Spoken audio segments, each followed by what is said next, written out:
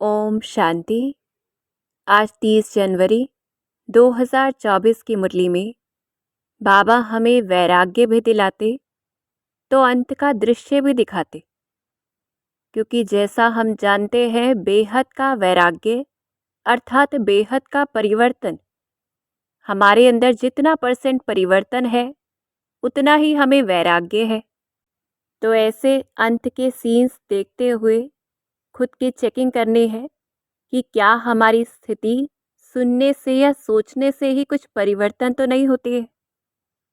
तो आज रूहानी बाप हम रूहानी बच्चों से, उस एक माशूक के आशिकों से रूह रिहान कर रहे हैं, हमें समझा रहे हैं। क्यों हमें ही समझाते? क्योंकि भक्ति मार्ग में हमने उसे बहुत याद किया है। तो बाबा कल्प कल्प संगम युग पर हमारे लिए ही आते, और यही वो श्रेष्ठ पुरुषोत्तम संगम युग का समय है जब हम ऊंचे ते ऊंच बनते, हमारी सुनवाई होती 63 जन्मों की सब फरियादों की। तो आज बाबा हमारी सुन भी रहे हैं और हमें सुनाने भी आए हैं। तो हमें कैसा बनना है? आज्ञाकारी। मन बुद्धि में किसी भी प्रकार की मनमत न रहे, उससे खाली। तो हर समय देखना है कि श्रीमत क्या कहती है, उस अनुसार हमें एक्शन लेना है। तो सबसे पहले बाबा ज्ञान के सब्जेक्ट पर हमें लेकर चलते, जो घोर सोजरा है। इसी सोजरे में हम समझ जाते हैं कि हम देवता बन रहे हैं। तो ऐसे बार बार स्वदर्शन चक्र फिरता रहे, तब ही कहा जाएगा कि हमारी बुद्धि में सोजरा है।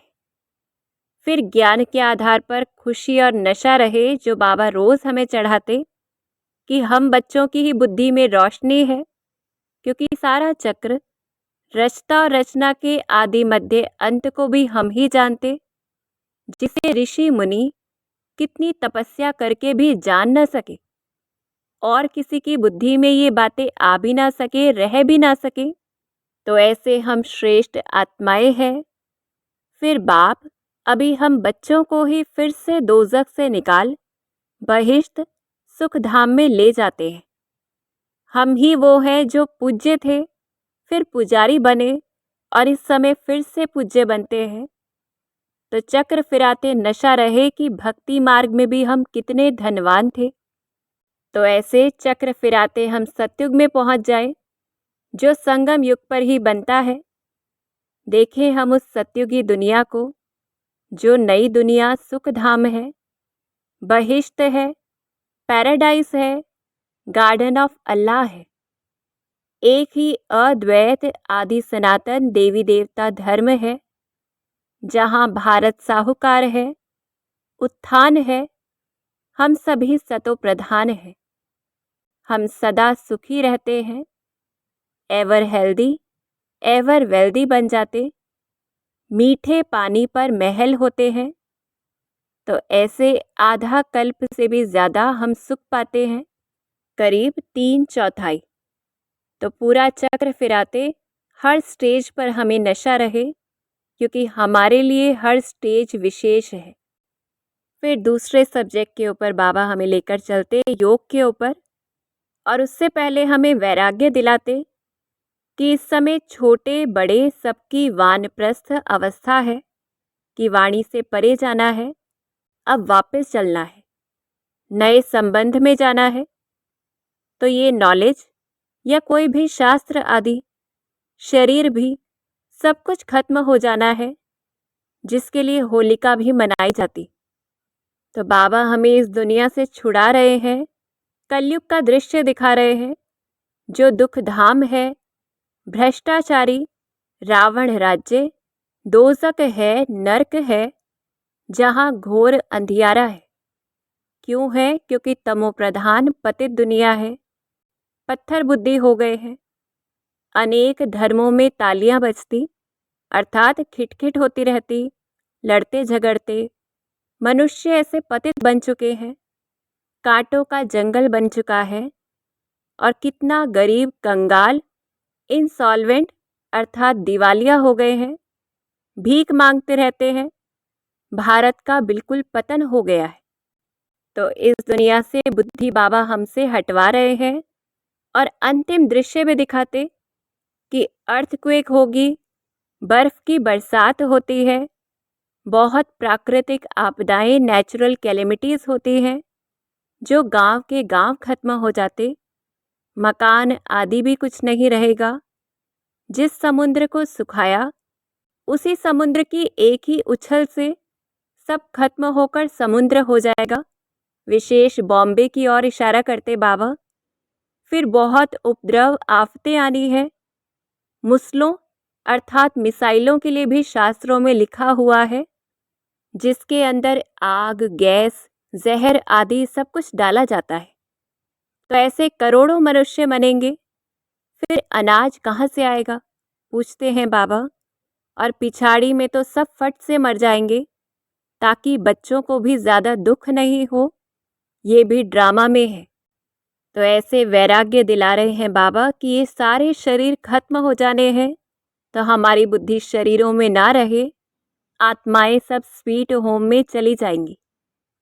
तो ऐसे वैराग्य धारण करते हमें खुद को आत्मिक स्थिति में टिकाना है कि हम अशरीरी पवित्र आए थे ऊपर से, और अब वापस हमें अशरीरी अर्थात सिर्फ आत्मा बनकर वापस जाना है। तो चिंतन करना है, जैसे कल बाबा ने आत्मिक स्थिति पर ड्रिल करवाई थी हमें, तो आज भी देखना है कि कितनी ढेर करोड़ आत्माएं हैं, सभी अविनाशी हैं, जो ना छोटी होती हैं ना बड़ी होती हैं, और ऐसे ही ये चक्र फिरता रहता जिसकी कोई एंड भी नहीं होती। इस समय हम सभी आत्माएं अंत में इकट्ठी हो गई हैं, सभी एक्टर्स हाजिर हो गए हैं। तो दो ही समय ऐसे होते हैं जब हम आत्माएं इकट्ठी होती हैं, कुछ समय के लिए परम धाम में और कुछ समय के लिए कलयुग अंत में। तो फिर बाबा कहते कि तुम बाप के बच्चे हो ना। क्यों पूछते? क्योंकि हम अगर उसके बच्चे हैं तो उसके जैसा बनना है। देह को, देह के सब धर्मों को छोड़कर सिर्फ उस एक को याद करना है। उसी से हम आत्माओं के अंदर से जो खाद है वो निकल जाएगी, पाप कट जाएंगे, हम तमो प्रधान से सतो प्रधान बन जाएंगे। तो रोज बाबा हमें बताते, और जिस सब्जेक्ट पर टीचर विशेष अंडरलाइन करे हर रोज, तो वो अंतिम पेपर के लिए बहुत विशेष है। तो कैसे याद करना है शिव बाबा को? हम देखें, दुख हरता है वो, सुख करता है वो। तो कैसे करता है वो ये रोल? पतित छीछी, पुरानी दुनिया, पराए राज्य, पुराने तमोप्रधान शरीर में आता है और सबको सुखी बनाता है। कैसे बनाता है? तो सभी वेदों शास्त्रों का हमें सार समझाता, ज्ञान देता। फिर हम उसे निराकार गुप्त सतगुरु के रूप से याद करें, जो ज्ञान मार्ग का है, सबसे बड़ा बाप जो हमारे लिए ही आता है, हम सभी को शांतिधाम सुखधाम में ले जाता। तो जैसे रोज बाबा हमें युक्ति देते याद की, उस रूप से हम याद करें। और अव्यक्त मास में होमवर्क के स्वरूप से भी बाबा याद के लिए हमें युक्ति देते कि जैसे साइंटिस्ट लोग वो धरती की दूर से भी बहुत फोटोज निकाल सकते हैं, चित्र निकाल सकते हैं कहीं का भी, तो ऐसे ही हमें क्या करना है, साइलेंस की शक्ति से अंतर्मुक्ता की गुफा में बैठना है और फिर साइलेंस की गहरी अनुभूति करनी है। इससे ही डबल लाइट फरिश्ता हम बन जाएंगे।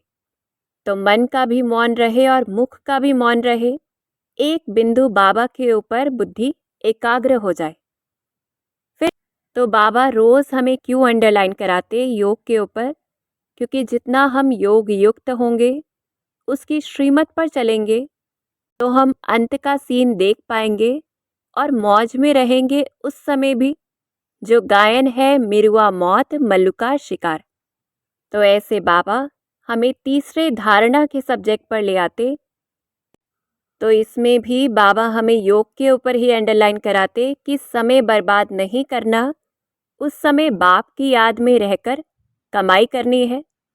क्योंकि जैसे कमाई अथाह है, तो जिस समय कमाई नहीं हो रही तो वो लॉस भी अथाह है। फिर दूसरी धारणा, गृहस्थ में रहते हमें कमल फूल समान पवित्र रहना है, तो बुद्धि में कमल का चित्र सदा रहे कि ऐसा न्यारा और प्यारा बनना है। फिर जैसे ब्रह्मा बाबा की बुद्धि सदा बेहद में रही, तो ऐसे हमें बेहद में बुद्धि रखनी है, अपने घर के कल्याण के लिए या अपने सेंटर के कल्याण के लिए उतने तक नहीं। तो इस प्रकार बाबा हमें सेवा सिखाते कि वो हमारा ओबीडिएंट सर्वेंट है। तो जैसे शिव बाबा ऐसी बात कहते, तो ब्रह्मा बाबा भी यही कहते कि 5000 वर्ष के बाद हर कल्प के पुरुषोत्तम संगम युग पर शिव बाबा आते बच्चों की सेवा करने।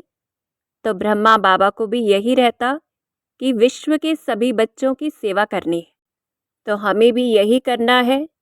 बुद्धि ऊपर से नीचे तक चक्र लगाती रहे, और जितना हमारी बुद्धि में ऐसा ज्ञान का प्रकाश रहेगा, तो हम लाइट हाउस के स्वरूप से दूसरी आत्माओं को भी रास्ता बता पाएंगे। तो बाबा ने हमें टाइटल भी दिया है लाइट हाउस का। फिर सेवा के पॉइंट्स जो हम समझा सकते हैं कि शिव बाबा के चित्र को बैठकर पूजते हैं सभी, शंकराचार्य आदि ने भी पूजा, पर उनसे क्या चाहते हैं वो पता नहीं है। फिर दूसरी बात कहते हैं दूर देश का रहने वाला और इतने शास्त्र आदि भी पढ़ते रहते, परंतु अर्थ नहीं जानते हैं। फिर मनुष्य को ये भी नहीं पता कि वापस भी जाना है या नहीं, या सदैव यहीं पर पुनर्जन्म लेते रहना है। फिर चौथी बात स्पष्ट करनी है कि कोई भी प्राकृतिक आपदा आती तो वो गॉडली कैलेमिटीज नहीं है, ना ही कोई शंकर है जिसकी आँख खोलने से विनाश होता।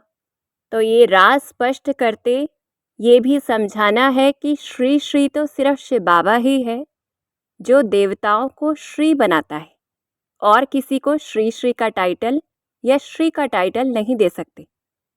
फिर ट्रेन में भी हम समझा सकते हैं, बाबा प्रेरित करते कि भारत स्वर्ग था, बेहद का बाप भारत में ही आते हैं और स्वर्ग रचते हैं, इसलिए शिव जयंती भी भारत में ही मनाई जाती। फिर और किस प्रकार से हम सेवा कर सकते हैं, तो अमृत वेले से रात तक जो भी आत्माएं हमारे संबंध संपर्क में आती हैं, कैसी भी है, काले कोयले या एकदम तमोगुणी समान भी है, चाहे अनेक प्रकार की परिस्थितियों के विघ्न भी सामने आए, तो भी हमें क्या करना है, हमारी दृष्टि पड़ने से उस आत्मा का कालापन दूर हो जाए, ऐसी पावरफुल दृष्टि रखनी है। खुद को पावरफुल डायमंड देखना है और दूसरे को भी वैसा ही डायमंड देखना है। अर्थात जैसे हम सतोगुणी, सातों गुण हैं हमारे अंदर, ऐसे ही दूसरे को देखना है, तो हम बेदाग डायमंड बन जाएंगे। क्योंकि हम पर भी दाग कब लगता है, जब दूसरे की कमी कमजोरी हम देखते, तो ऐसा करने से हम आत्माएं भी बेदाग बन जाएंगी। तो अंत में बाबा हमें प्रेरित करते कि ऐसा पुरुषार्थ हम करें जो विश्व का मालिक बन जाए, यही ओना सदा लगा रहे। तो बेहद का वैराग्य धारण कर हमें बेहद का परिवर्तन करना है, विश्व कल्याणकारी बनना है, बाप समान विश्व सेवाधारी। अच्छा, ओम शांति।